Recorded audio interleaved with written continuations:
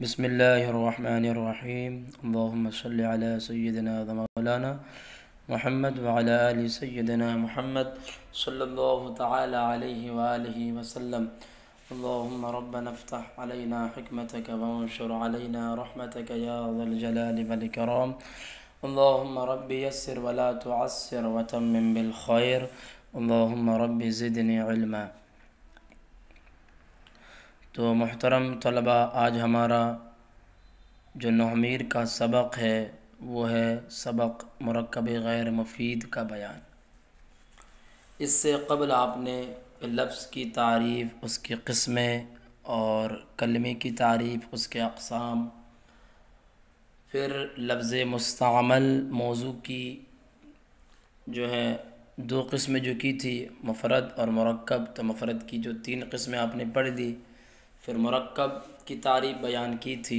تو مرکب کی آپ نے مصنف نے دو قسم بیان کی تھی، مرکب مفید، مرکب غیر مفید۔ مرکب مفید کے تعلق سے آپ نے ساری باتیں سماعت کر لی، اور مرکب مفید کی دو قسمیں ہوئی، جملہ خبریہ، جملہ انشائیہ۔ ان تمام چیزوں کے بارے میں مکمل طور پر بیان ہو گیا۔ اب جو ہے مرکب کی جو دوسری قسم ہے مرکب غیر مفید۔ تو پہلی بات تو آپ کو مرکب کی تعریف یاد ہونی چاہیے۔ مرکب جو دو یا دو سے زیادہ کلموں سے مل کر بنے، اس کی دو قسمیں کی تھی، مرکب مفید، مرکب غیر مفید۔ مرکب مفید کی تعریف آپ نے پڑھی تھی کہ جب کہنے والا کہہ کر خاموش ہو جائے تو سننے والے کو کوئی خبر یا طلب حاصل ہو۔ اب مرکب غیر مفید کی مصنف نے تعریف کی، بالکل آپ اس کا الٹا کر دیں مرکب مفید کا، اور اس میں چونکہ لفظ نا نہیں تھا، آپ اس میں لفظ نا بڑھا دیں، اور یہ کہیں کہ جب کہنے والا کہہ کر خاموش ہو جائے تو سننے والے کو کوئی خبر یا طلب حاصل نہ ہو۔ اس میں حاصل ہوتی ہے اور اس میں حاصل نہیں ہوتی ہے۔ تو جب کہنے والا کہہ کر خاموش ہو جائے، سننے والے کو کوئی خبر یا طلب حاصل معلوم نہیں ہوتی ہے۔ جیسے غلام و زیدن ہے، آپ نے کہا زید کا غلام، تو ہمارا جو سامع ہے، وہ جو سن رہا ہے، نہ اس کو کوئی خبر حاصل ہوئی اور نہ کوئی طلب معلوم ہوا، کچھ بھی نہیں ہے۔ تو یہ مرکب غیر مفید ہوتی ہے، یعنی ایسا مرکب جو کچھ فائدہ نہ دے۔ تو یہ مصنف نے اصطلاحی تعریف بیان کی۔ پھر مصنف علیہ الرحمٰن نے اس کے بعد مرکب غیر مفید کی تقسیم بیان کی۔ کیا بیان کی؟ تقسیم بیان کی ہے۔ اب اس سے پہلے میں آپ کو دو چیزوں کی طرف آپ کی توجہ دلاؤں کہ آپ دیکھیں، مصنف نے جو ہے یکدم مرکب غیر مفید کی تین قسمیں بیان کی ہے، مرکب اضافی، مرکب بنائی، مرکب منع صرف۔ اس میں کچھ تفصیل تھوڑی سی یہ ہے کہ اولاً مرکب غیر مفید کی دو قسمیں ہوتی ہے۔ کتنی قسمیں ہوتی ہے؟ دو قسمیں۔ ایک ہوتا ہے مرکب تقییدی اور ایک ہے مرکب غیر تقییدی۔ مرکب تقییدی اور مرکب غیر تقییدی۔ پھر مرکب تقییدی کی دو قسمیں ہوتی ہے، مرکب اضافی اور مرکب توصیفی۔ اور پھر مرکب غیر تقییدی کی تین قسمیں ہوتی ہے، مرکب بنائی، مرکب منع صرف اور مرکب صوتی۔ تو یہ اس میں تفصیل ہے۔ اب چونکہ مرکب غیر مفید کی اولاً دو قسمیں ہیں، تقییدی، غیر تقییدی، تو پہلے ہم مرکب غیر تقییدی کی تعریف کرتے ہیں آپ کے سامنے۔ مرکب تقییدی اور غیر تقییدی کی تعریف کیا ہے؟ تو مرکب غیر تقییدی کہا جاتا ہے کہ جس میں جزء ثانی جزء اول کے لیے قید ہو۔ کیا ہو؟ جزء اول کے لیے قید ہو، یعنی جس میں دوسرا جز ہے وہ پہلے والے جز کے لیے قید ہو۔ میں آپ کو مثال دوں، جیسے آپ نے کہا غلام زیدن، بہت مشہور مثال ہے، غلام زیدن، زید کا غلام۔ تو جب تک لفظ غلام کے ساتھ زید آپ نہیں بڑھائے تھے، لفظ غلام عام تھا۔ کیا تھا؟ عام تھا، کہ غلام کے ساتھ یا تو جب عام تھا تو بکر بھی لگ سکتا تھا، خالد بھی لگ سکتا تھا، اور عمر بھی لگ سکتا تھا، اور بھی جو دیگر اسماء ہیں وہ لگ سکتے تھے، وہ کسی کا بھی غلام ہو سکتا تھا جب تک زید غلام کے ساتھ ملا نہیں تھا۔ لیکن جب زید غلام کے ساتھ مل گیا تو لہذا اب زید غلام کے ساتھ مل گیا تو اب غلام کسی کا نہیں ہو سکتا، اب غلام زید کا ہے۔ زید یہ غلام کے لیے ایک قید بن گیا۔ کیا بن گیا؟ قید۔ اور غلام زید کے ساتھ مقید ہو گیا کہ اب جو غلام ہے وہ ہے زید کا غلام ہے۔ کیا کس کا؟ زید کا غلام۔ تو اس میں جزء ثانی جو ہے جزء اول کے لیے قید ہے۔ اسی طرح یہ تو مرکب اضافی کی مثال ہے، آپ مرکب توصیفی کی مثال لے لیں۔ آپ نے کہا زید العالم، کیا کہا؟ زید العالم، عالم زید۔ اس میں آپ غور کریں، عالم آدمی یا تو جاہل ہوتا ہے یا عالم ہوتا ہے، تو جب زید کے ساتھ لفظ عالم نہیں ملا تھا تو زید دونوں احتمال رکھتے تھے کہ یا تو زید جاہل ہو سکتا تھا یا عالم، لیکن جب زید کے ساتھ لفظ عالم مل گیا تو اب یہ عالم زید کے لیے قید بن گیا۔ اب یہ سمجھا جائے گا کہ زید عالم ہے، جاہل نہیں ہے، تو لہذا لفظ عالم یہ زید کے لیے ایک قید ہے اور زید لفظ عالم کے ساتھ مقید ہے، تو لہذا یہاں پر بھی جزء ثانی جزء اول کے لیے قید ہے۔ یہ تھوڑی سی تفصیلی گفتگو ہے، آپ یاد رکھیں، اور یاد رکھیں گے تو انشاءاللہ آگے کی جو کتابیں ہیں اس میں بھی یہ سب باتیں بیان کی گئی ہے۔ تو مرکب غیر مفید کی بات آ گئی تھی، اس لیے میں نے بیان کر دی۔ مرکب غیر مفید کی اولاً دو قسمیں ہوتی ہے، تقییدی اور غیر تقییدی۔ اب مرکب غیر تقییدی کی تعریف کیا ہے تو اس کی بھی تعریف آپ سماعت کر لیں۔ مرکب تقییدی میں کیا ہوتا ہے؟ جزء ثانی جزء اول کے لیے قید ہے، لیکن مرکب غیر تقییدی میں جزء ثانی جزء اول کے لیے قید نہیں ہوتا ہے، جزء ثانی جزء اول کے لیے قید نہیں ہے۔ جیسے کہ آپ لے لیں احد عشرہ، تو احد عشرہ یہ پورا دونوں اسموں کو ملا کر ایک کلمہ بنا دیا گیا ہے، لہذا اس میں کوئی بھی جز دوسرے کے لیے قید نہیں ہے، یہ مرکب غیر تقییدی ہے۔ تو مرکب غیر تقییدی جس میں جزء ثانی جزء اول کے لیے قید نہیں ہوتی، تو لہذا مرکب تقییدی کی دو قسمیں ہیں، مرکب اضافی اور مرکب توصیفی، اور مرکب غیر تقییدی کی تین قسمیں ہیں، مرکب منع صرف، مرکب بنائی اور مرکب صوتی۔ یہ قسموں کا بیان ہو گیا۔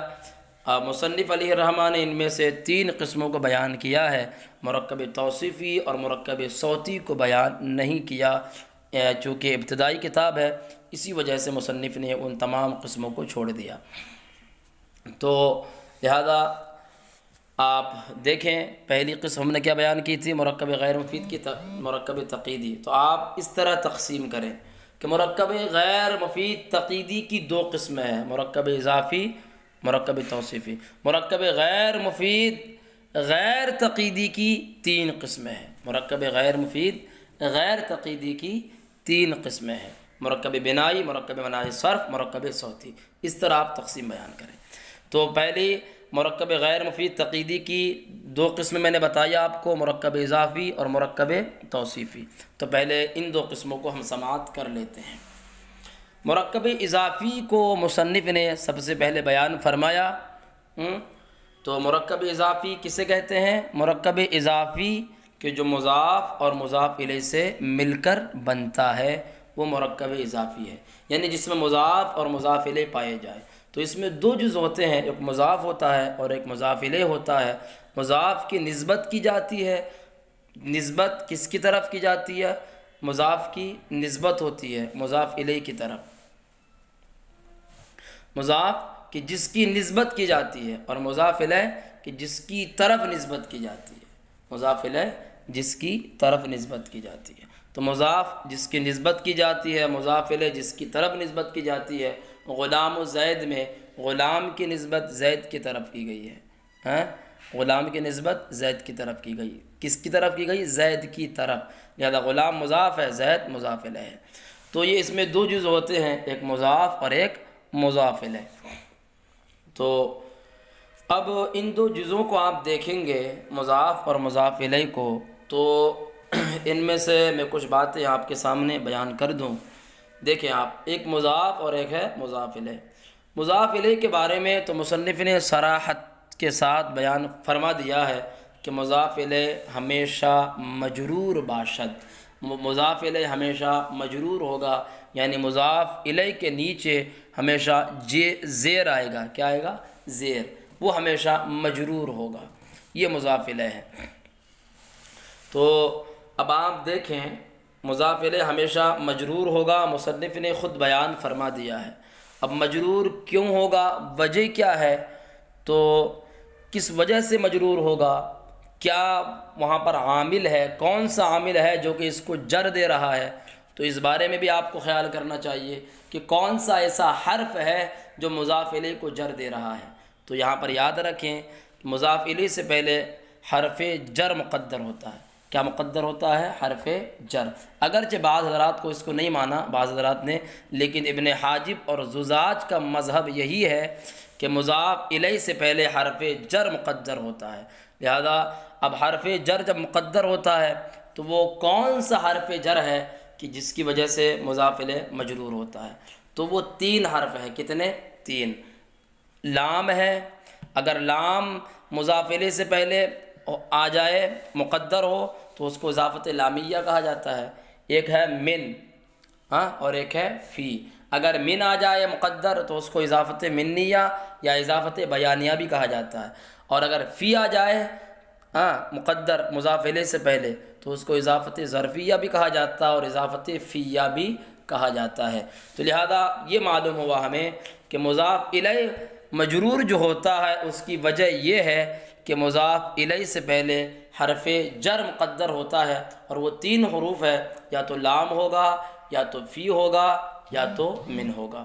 تو یہ 3 حروف ہے جس کی وجہ سے مضاف الیہ مجرور ہوتا ہے۔ اب چونکہ مضاف الیہ کے بارے میں تو بیان کر دیا ہے، لیکن مضاف پہ کون سا اعراب آئے گا مصنف علیہ الرحمہ نے یہ بیان نہیں فرمایا۔ تو چونکہ مضاف کے بارے میں بیان نہیں فرمایا تو اس لیے وجہ سے ہم مضاف کے بارے میں جان لیتے ہیں کہ مضاف پہ کون سا اعراب آئے گا، مضاف کا حکم کیا ہے۔ تو دیکھیں، مضاف کا سب سے پہلا حکم یہ ہے کہ مضاف جو ہوتا ہے اس کے آخر میں تنوین نہیں آتی۔ تنوین 2 زبر 2 زیر 2 پیش کو کہتے ہیں۔ تو مضاف جو ہوگا اس کے آخر میں کبھی بھی تنوین نہیں آئے گی۔ اگر ہمیں کسی اسم کی دوسرے اسم کی طرف حرف جر مقدر کے واسطے سے نسبت کرنا ہو تو لہذا پہلے تنوین کو گرائیں گے، پھر اس کے بعد اس اسم کی ہم اضافت کریں گے، یہ مضاف ہوتا ہے۔ تو لہذا مضاف کا پہلا حکم، مضاف کے آخر میں تنوین نہیں آتی۔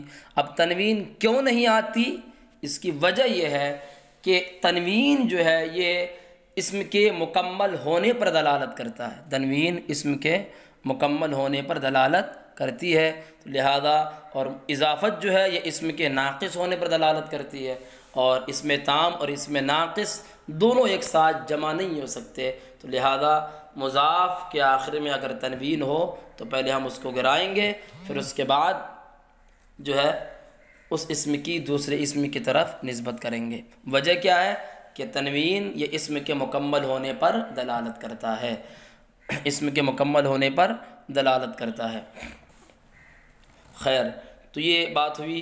اور دوسرا حکم مضاف کا یہ ہے کہ جب ہم کسی تثنیہ یا جمع مذکر سالم کے صیغوں کو دوسرے کلمے کی طرف مضاف کی کرے اور دوسرے کلمے کی طرف اس کی اضافت کرے تو تثنیہ یا جمع مذکر سالم کا نون اضافت کے وقت گر جاتے ہیں۔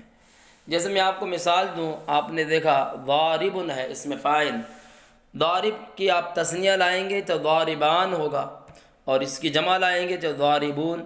اب آپ اس کی زید کی طرف اضافت کریں، زید کی طرف، تو ضاربو زید بالکل ٹھیک ہے۔ اسی طرح آپ تثنیہ لے آئیں گے تو ضاربا زیدن کہیں گے آپ، لیکن ضاربانی زیدن نہیں کہیں گے۔ کیوں؟ کیونکہ ضاربانی کی اضافت ہو رہی ہے زید کی طرف، لہذا جب اضافت کریں گے تو تثنیہ کا نون گر جائے گا، اور کہیں گے ضاربا زیدن، ضاربانی زیدن نہیں کہیں گے۔ اسی طرح ضاربو نا زیدن نہیں کہیں گے بلکہ ضاربو زیدن، کیونکہ جمع مذکر سالم کا نون اضافت کے وقت گر جاتا ہے، لہذا ضاربونا جمع مذکر سالم ہے، اس کی ہم اضافت کر رہے ہیں زید کی طرف، اس کا نون گر جائے گا۔ تو یہ مضاف کا ایک دوسرا حکم ہے۔ پہلا حکم یہ ہے کہ مضاف کے آخر میں تنوین نہیں آتی، اور دوسرا حکم یہ ہے کہ جب کوئی تثنیہ یا جمع مذکر سالم کی اضافت کی جائے دوسرے اسم کی طرف، لہذا تثنیہ جمع مذکر سالم کا نون گر جائے گا۔ یہ مضاف کا دوسرا حکم ہے۔ نون کیوں گر جائے گا؟ کیونکہ نون تثنیہ اور نون جمع دونوں کے دونوں اسم کے تام ہونے پر دلالت کرتا ہے، اسم کے تام ہونے پر دلالت کرتا ہے۔ جیسے تنوین اسم کے تام ہونے پر دلالت کرتا ہے، اسی طرح تثنیہ، نون تثنیہ اور نون جمع بھی اسم کے تام ہونے پر دلالت کرتے ہیں، تو لہذا نون تثنیہ اور نون جمع اضافت کے وقت گر جائیں گے۔ یہ ہوا بیان۔ اب مضاف کا تیسرا حکم یہ ہے کہ مضاف پر الف لام نہیں آ سکتا، مضاف پر الف لام نہیں آ سکتا۔ الف لام مضاف پر نہیں آئے گا۔ جب ہم کسی اسم کی اضافت کریں گے تو ہم الغلام لزید نہیں کہہ سکتے۔ کیا؟ الغلام لزید نہیں کہہ سکتے۔ کیوں مضاف پر الف لام نہیں آتا؟ وجہ کیا ہے؟ وجہ یہ ہے کہ غلام زیدن ایک تو خود اضافت ہے، کیا ہے؟ اضافت ہے، اور اضافت کی وجہ سے اور مضاف ہونا یہ ایک معرفہ کے اقسام میں سے ہے۔ کس میں سے؟ جو معرفہ کی 7 قسمیں ہیں، مضاف ہونا ان میں سے ایک قسم ہے اضافت ہونا یہ خود معرفہ کی ایک قسم ہے۔ تو لہذا جب اس پر الف لام داخل کر دیں گے تو 2 قسمیں ایک ساتھ جمع ہو جائیں گی، اور کسی شے کی 2 قسموں کا ایک ساتھ جمع ہونا یہ ناجائز ہے، لہذا 2 قسمیں کبھی بھی ایک ساتھ جمع نہیں ہوتی۔ تو یہ بات آپ یاد رکھیں کہ مضاف پر الف لام نہیں آتا۔ کیوں؟ کیونکہ جب مضاف پر الف لام آ جائے گا تو مضاف تو خود معرفہ ہے، اور الف لام آ گیا تو یہ دوسرا معرفہ، لہذا 2 معرفوں کا ایک ساتھ جمع ہونا ناجائز ہے، اسی وجہ سے اس پر الف لام نہیں آ سکتا۔ یہ بات آپ یاد رکھیں۔ تو اب یہ تیسرا حکم ہوا کہ مضاف پر الف لام نہیں آ سکتا۔ تو جب ہم کسی اسم کی ہمیں اضافت کرنا ہو تو پہلے الف لام کو ختم کریں گے، پھر اس اسم کی دوسرے اسم کی طرف اضافت کریں گے۔ چوتھا حکم مضاف کا یہ ہے کہ مضاف پر عامل کے مطابق اعراب آئے گا، یعنی جیسا عامل ہے ویسا اس پر، جیسا عمل کرنے والا ہے ویسا مضاف پر اعراب آئے گا۔ اگر فاعل ہے، اگر فعل ہے تو فعل، اگر فعل ہے اس سے پہلے اور یہ فاعل بن رہا ہے مضاف، تو ظاہر سی بات ہے اس پر جو اعراب آئے گا وہ ضمہ پیش آئے گا، اس کا پیش یعنی رفع کا اعراب آئے گا، اور اگر اس سے پہلے من حرف جر ہے تو لہذا جر کا اعراب آئے گا، اگر اس سے پہلے کوئی حرف نصب والا ہو، کوئی عامل ناصب ہو تو لہذا مضاف پر کیا آئے گا؟ نصب آئے گا۔ تو یہ مضاف پر کوئی متعین نہیں ہے ایک اعراب کے ساتھ، مضاف ایک اعراب کے ساتھ متعین نہیں ہے، اس سے پہلے جیسا عامل آئے گا ویسا اس پر اعراب آئے گا۔ یہ بات آپ یاد رکھیں۔ تو یہ باتیں ہوں گئی مضاف کے 4 احکام میں نے آپ کے سامنے بیان کر دیے، اور وجہ کے ساتھ بھی آپ کے سامنے میں نے بیان کیا کہ مضاف کے آخر میں تنوین نہیں آتی، اور جب مضاف کوئی تثنیہ یا جمع مذکر سالم ہو تو جب ہم اس کی اضافت دوسرے کلمے کی طرف کریں گے تو لہذا نون تثنیہ اور نون جمع گر جائیں گے۔ اور تیسرا حکم یہ ہے کہ مضاف پر الف لام نہیں آتا ہے، اور چوتھا حکم یہ ہے کہ مضاف پر اعراب جو آئے گا وہ عامل کے مطابق آئے گا۔ اب یہ باتیں ہو گئی مضاف اور مضاف الیہ کے بارے میں کچھ باتیں، تو اب آپ دیکھیے یہاں تک ترجمہ۔ فصل بدع کے مرکب غیر مفید آست، تم جان کہ مرکب غیر مفید وہ ہے جو قائل برآ سکوت کند سامع را خبر یا طلب حاصل نہ شود۔ جب کہنے والا کہہ کر خاموش ہو جائے تو سننے والے کو کوئی خبر یا طلب حاصل نہ ہو، اور وہاں برس قسم است، اور وہ 3 قسموں پر ہے۔ اول مرکب اضافی جیسے غلام و زیدن، جز اول را مضاف گویند، پہلے جز کو مضاف کہتے ہیں، وہ جز دوم را مضاف الیہ، اور دوسرے جز کو مضاف الیہ۔ مضاف الیہ ہمیشہ مجرور باشد اور مضاف الیہ ہمیشہ مجرور ہوگا۔ تو میں نے اس کے بارے میں آپ کے سامنے تفصیلی طور پر گفتگو کر لی ہے، آپ یاد رکھیں۔ اس کے بعد جو میں نے بتایا تھا کہ مرکب تقییدی کی دوسری قسم مرکب توصیفی، اس کے بارے میں مختصر انداز میں آپ کو بتا دوں۔ مرکب توصیفی جو ہوتا ہے اس میں بھی نسبت ہوتی ہے ایک اسم کی دوسرے اسم کی طرف، لیکن اس میں حرف جر مقدر کے واسطے سے نہیں ہوتا۔ اضافت میں حرف جر مقدر کے واسطے سے نسبت ہوتی ہے، لیکن توصیفی میں حرف جر مقدر نہیں ہوتا۔ اور مرکب توصیفی میں بھی دو جز ہوتے ہیں، ایک موصوف اور ایک صفت۔ موصوف کہ جس کی حالت یا کیفیت بیان کی جاتی ہے، اور صفت جس کے ذریعے حالت یا کیفیت بیان کی جائے وہ صفت ہے۔ ان دو جزوں سے مل کر جو بنتا ہے وہ ہوتا ہے مرکب توصیفی، جیسے کہ زید العالم یا الرجل العالم، عالم مرد، یہ مرکب توصیفی ہے۔ اس کے بارے میں انشاءاللہ اپنی جگہ پر جب اس کا بیان آئے گا تو کچھ باتیں بیان کی جائیں گی۔ اب جو ہے مصنف نے جو دوسری قسم جو بیان کی ہے وہ ہے مرکب بنائی۔ تو مرکب بنائی مرکب غیر مفید غیر تقییدی کی پہلی قسم ہے، مرکب بنائی۔ مرکب بنائی کسے کہتے ہیں؟ تو مرکب بنائی کی مصنف نے تعریف کی کہ مرکب بنائی وہ مرکب ہے کہ دو اسموں کو ایک کر دیا جائے اور دوسرا والا اسم کسی حرف کے معنی کو شامل ہو، دوسرا والا اسم کسی حرف کے معنی کو شامل ہو۔ جیسے آپ لے لیں مثال احد و عشر، احد و عشر یا احد عشر، مرکب بنائی ہے۔ اس کی اصل کیا ہے؟ احد و عشر۔ تو احد عشر، عشرہ میں جو دوسرا عشرہ جو دوسرا جز ہے یہ حرف کے معنی کو شامل ہے۔ کس طور پر کہ اصل میں تھا احد و عشر، لہذا کیا واو کو گرا دیا تخفیف کی وجہ سے، اور واو کی جگہ عشرن کو لا کر رکھ دیا، اور واو کے اوپر جو اعراب تھا وہ عشرہ کو دے دیا گیا، عشرہ میں جو را ہے آخر والے حرف کو دے دیا گیا، واو پر جو اعراب تھا زبر کا، تو لہذا اب ہوا احد عشرہ، دونوں کلموں کو ملا کر ایک کلمہ بنا دیا گیا، ایک کلمہ بنا دیا گیا۔ لہذا جو لفظ عشرہ جو ہے یہ واو کے معنی کو شامل ہے، واو کی جگہ پر آ گیا۔ اب واو چونکہ حرف ہے اور حرف مبنی ہوتا ہے، لہذا جب عشرہ واو کی جگہ پر آیا تو عشرہ بھی مبنی ہو گیا، عشرہ بھی مبنی ہو گیا۔ یہ بات آپ یاد رکھیں۔ تو دو اسموں کو ایک کر دیا جاتا ہے اور دوسرا والا اسم کسی حرف کے معنی کو شامل ہوتا ہے تو وہ مرکب بنائی ہوتا ہے، مرکب بنائی۔ اب دو اسموں کو ایک کر دیا جائے اور دوسرا والا اسم کسی حرف کے معنی کو شامل نہ ہو، بس خالی نا کا فرق ہے، تو وہ ہوتا ہے مرکب منع صرف، مرکب منع صرف۔ مرکب بنائی میں دوسرا والا اسم حرف کے معنی کو شامل ہوتا ہے، لیکن مرکب منع صرف میں دوسرا والا اسم حرف کے معنی کو شامل نہیں ہوتا۔ تو یہ ہے مرکب بنائی کو مرکب تعدادی بھی کہا جاتا ہے، مرکب عددی بھی کہا جاتا ہے۔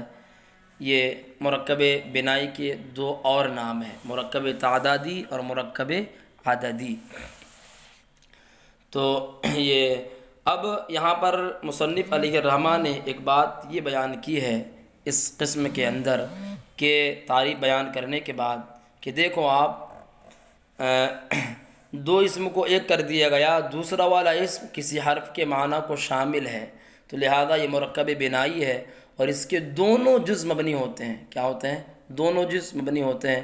میں نے بیان کر دیا کہ دونوں جز مبنی ہونے کی وجہ کیا ہے؟ وجہ یہی ہے کہ جب دو اسموں کو ایک کر دیا گیا تو لفظ احد پہلے احدوں عشرن تھا، کیوں پڑھ رہے تھے تنوین پہلے کیوں پڑھ رہے تھے؟ کیونکہ احد پہلے الگ کلمہ تھا، عشرن الگ کلمہ تھا۔ جب دونوں کو ملا دیا گیا تو لفظ احد میں جو دال ہے یہ بیچ میں آ گیا، کس میں؟ احد عشرہ۔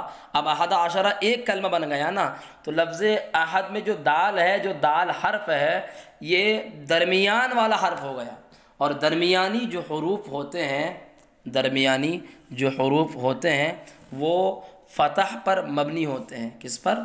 فتح پر مبنی ہوتے ہیں. لہذا جب احد عشرہ جب دال بیچ میں آ گیا تو اب یہ درمیانی حرف ہو گیا، اور درمیانی حروف فتح پر مبنی ہوتے ہیں تو دال فتح پر مبنی ہوگا.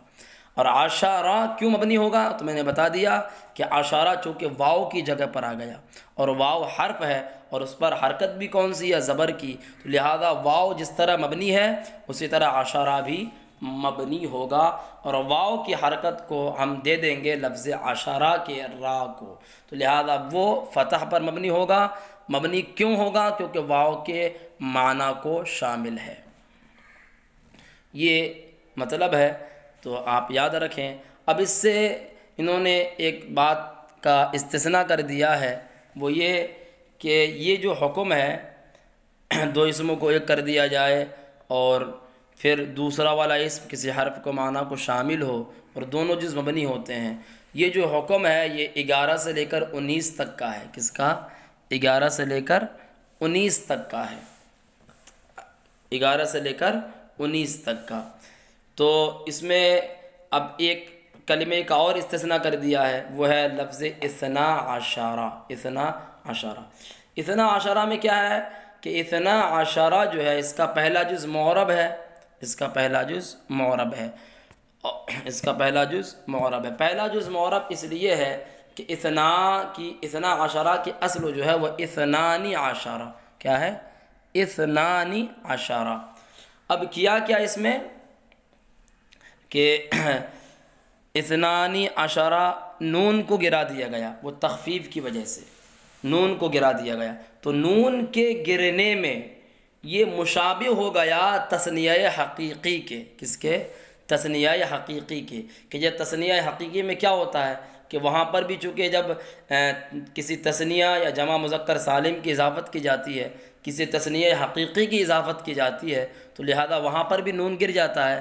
تو نون کے گرنے میں یہ تثنیہ حقیقی کے مشابہ ہو گیا، اور جب تثنیہ حقیقی کے مشابہ ہو گیا تو لہذا وہ چونکہ معرب ہے اور یہاں پر بھی نون گرا ہے، تو نون کی گرنے میں جب مشابہت ہو گئی تو وہاں پر بھی چونکہ تثنیہ حقیقی میں بھی نون گرا ہے، تو نون کے گرنے میں تثنیہ حقیقی سے مشابہت ہونے کی وجہ سے چونکہ وہ معرب ہے تو لہذا یہ بھی جو ہے معرب ہوگا. مشابہت کیا ہے؟ نون کے گرنے میں، کہ وہاں پر بھی نون گرا ہے یہاں پر بھی نون گرا ہے، تو نون کے گرنے کی وجہ سے مشابہت ہو گئی.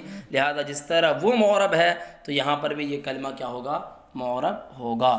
تو اثنا عشرہ میں پہلا جز جو ہے وہ معرب ہے، دوسرا جز مبنی ہوگا. اب جب معرب ہے تو اس پر جیسا عامل آئے گا ویسا بدلتا جائے گا.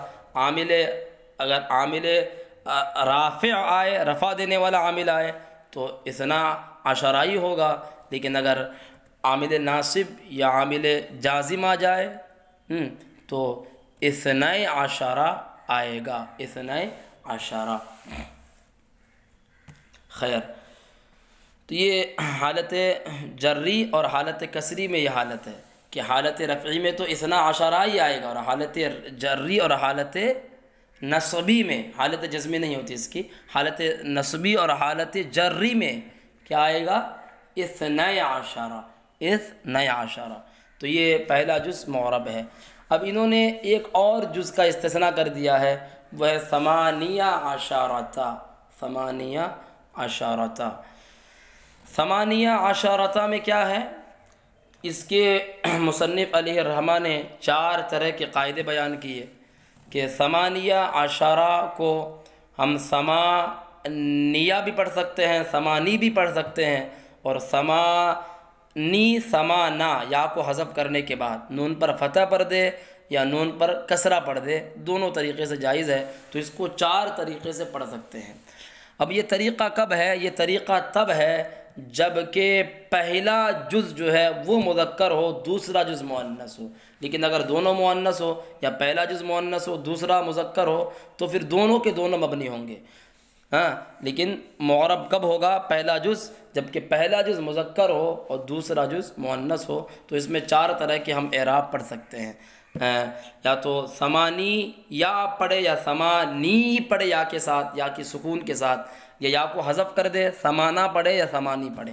یہ اس کو مصنف علیہ الرحمٰن نے بیان کر دیا ہے۔ تو لہذا 11 سے لے کر 19 تک تمام کے تمام مبنی ہوں گے اور فتح پر، مگر 2 جز جو ہیں 12 کا پہلا جز معرب ہوگا اور 18 کا پہلا جز معرب ہوگا۔ کب؟ جب کہ پہلا جز مذکر ہو، دوسرا جز مؤنث ہو۔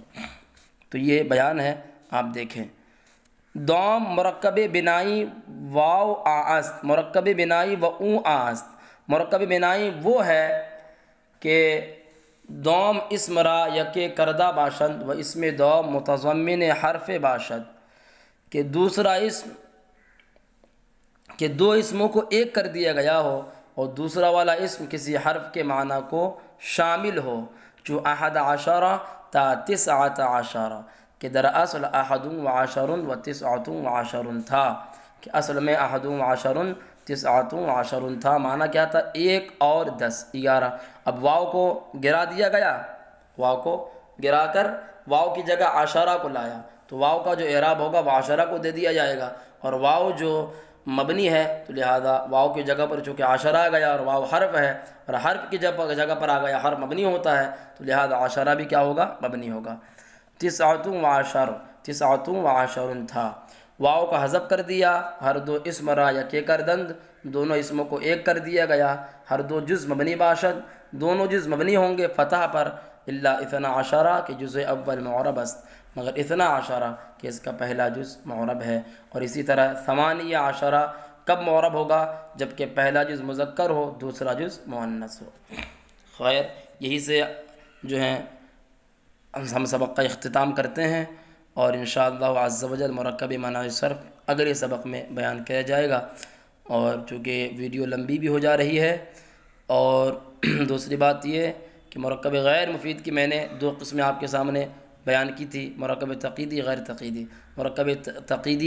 مرکب غیر مفید تقییدی کی 2 قسمیں اضافی توصیفی کا بیان ہو گیا، مرکب غیر مفید غیر تقییدی کی پہلی قسم کا بیان ہوا مرکب بنائی، اور دوسری قسم 2 قسم ہے مرکب منع صرف اور صوتی، 2 قسموں کا بیان اگلے ویڈیو میں بیان کیا جائے گا۔